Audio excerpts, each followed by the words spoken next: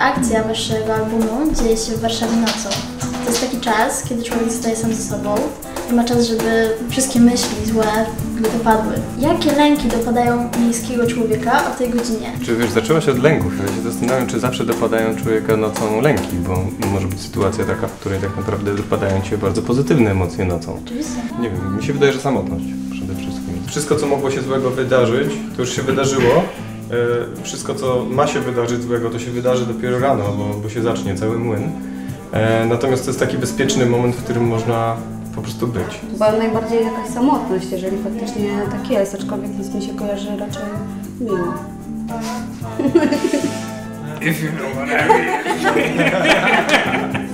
Ta bezsenność się przed monitorem, o której też pisała Natalia.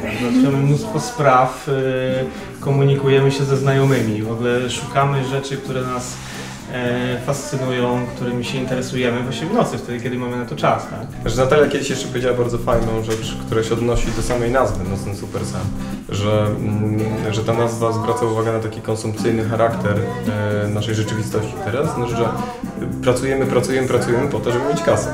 I jak już mamy te pieniądze, to tak naprawdę okazuje się, że tak długo pracowaliśmy, że musimy te zakupy robić nocą. Więc lądujemy w 24-godzinnym sklepie. To miało nam dać szczęście, tak? Ale de facto lądujemy w nocy, bo nie mamy czasu na to, żeby wydawać te pieniądze. No tak. ale to, co ty powiedziałeś, czasem jest tak właśnie taki lęk przed bezsensem życia. O, to chyba nawet bardziej niż przed samotnością. Egzystencjalny. Tak, czy to, co robię, ma sens.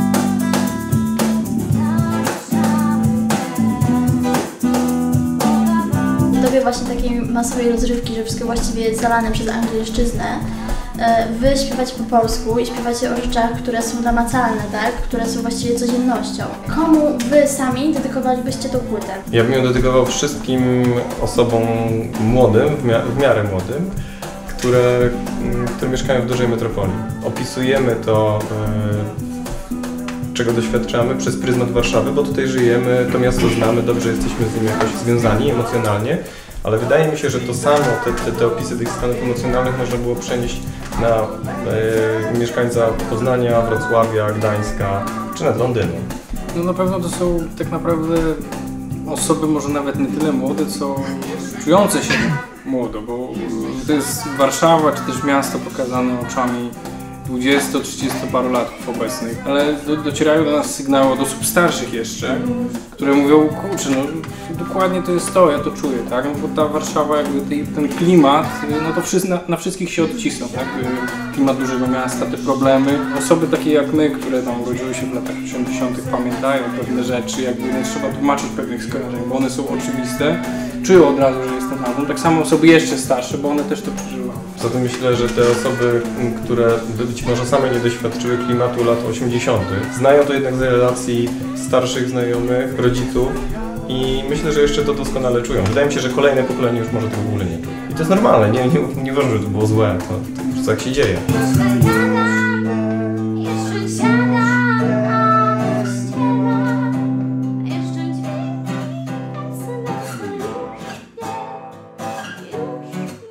Są numery, gdzie nie pojawia się Warszawa, one po prostu mówią o życiu człowieka zawieszonego gdzieś tam w mieście i w problemach tego miasta.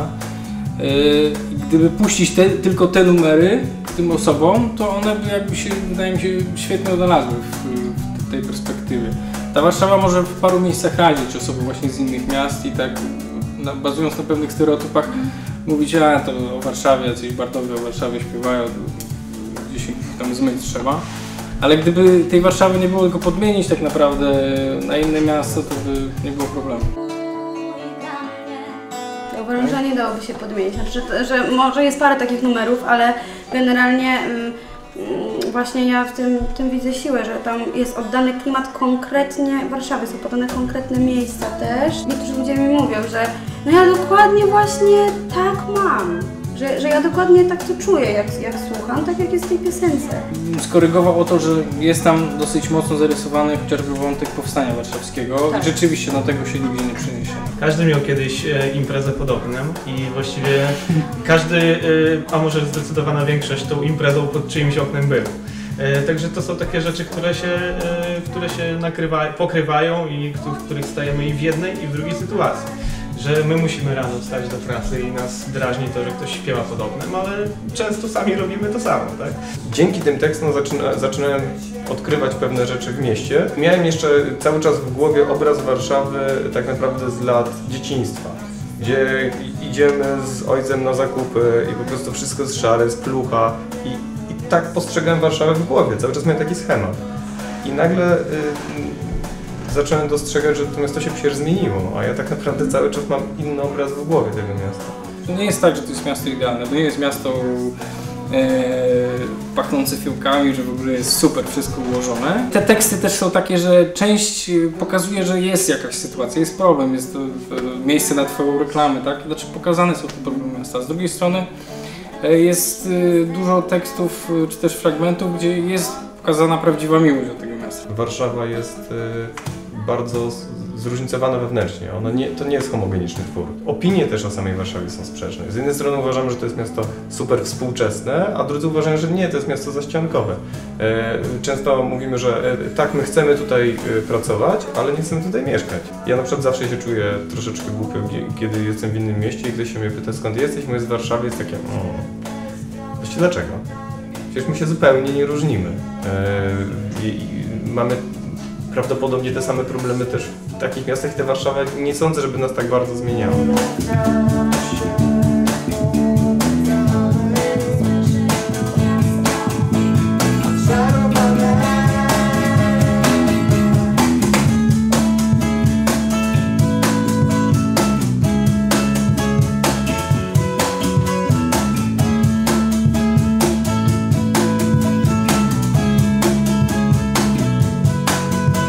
Za wcześnie jest, żeby mówić o tym, co na pewno będzie dalej, ale myślimy o tym, żeby była kolejna płyta i żeby kolejna płyta była troszeczkę bardziej taka introspektywna, żeby tak naprawdę opisywała to, co się dzieje bardziej wewnątrz, a nie to, co się dzieje na zewnątrz. Jest problem takiego stereotypu Warszawy, że jakoś to jest miasto z ludźmi, którzy nie do końca się dogadują z innymi ludźmi, ale to jest stereotyp, który warto przełamywać. No.